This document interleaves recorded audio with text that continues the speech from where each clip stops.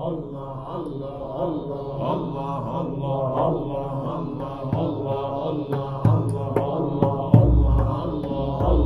علیکم ورحمۃ اللہ وبرکاتہ۔ میں امید کرتا ہوں کہ آپ سب خیریت سے ہوں گے، جہاں بھی ہوں خیریت سے ہوں۔ اللہ تعالیٰ آپ کو اپنے حفظ و امان میں رکھے۔ آج کی یہ ویڈیو میں لے کر آیا ہوں قربانی کے دو اہم مسائل سے متعلق۔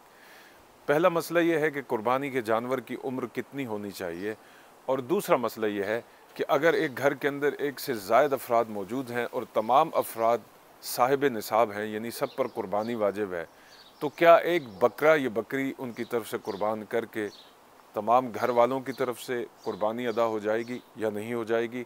ان دونوں مسائل پر انشاءاللہ ڈیٹیل کے ساتھ گفتگو کریں گے۔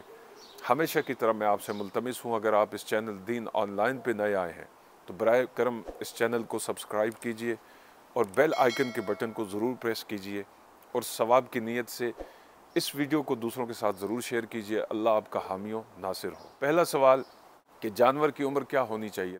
دیکھیے، اونٹ کی عمر کم از کم 5 سال ہونی چاہیے۔ اس کے علاوہ گائے، بیل، ان کی عمر 2 سال ہونی چاہیے، اس سے کم نہ ہو۔ اس طرح سے بھیڑ، بکرا اور بکری، ان کی عمر 1 سال ہونی چاہیے۔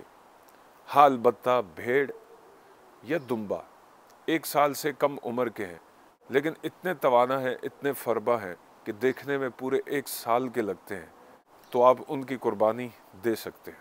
میں دوبارہ سے دہراتا چلوں، اونٹ کی عمر کم سے کم 5 سال، بیل، گائے اور بھینس کی عمر کم سے کم 2 سال، بھیڑ، دمبا، بکرا اور بکری، ان کی عمر کم سے کم 1 سال۔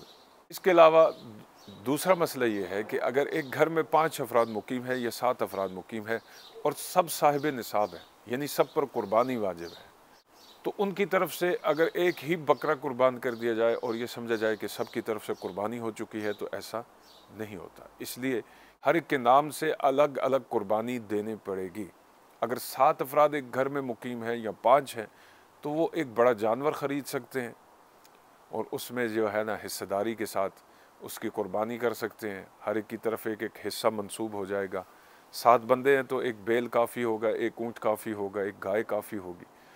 اور اگر وہ ایک ایک بکرا دینا چاہتے ہیں یا ایک ایک دمبا کرنا چاہتے ہیں، 5 بندے ہیں تو پھر 5 بکرے ہوں گے یا 5 دمبے ہوں گے، تو اس طرح سے ان کے 5 الگ الگ حصے ہوں گے، تب ان سب کی طرف سے قربانی درست ہوگی۔ صرف ایک بکرے یا دمبے کی قربانی دے کر یہ سمجھنا کہ سب کی طرف سے قربانی ہو جائے گی، ایسی قربانی کسی کی طرف سے ادا نہیں ہوگی۔ اللہ تعالی ہمیں سمجھنے کی توفیق عطا فرمائے۔ اس ویڈیو کو دوسروں کے ساتھ ضرور شیئر کیجیے گا۔ والسلام علیکم ورحمۃ اللہ تعالی وبرکاتہ۔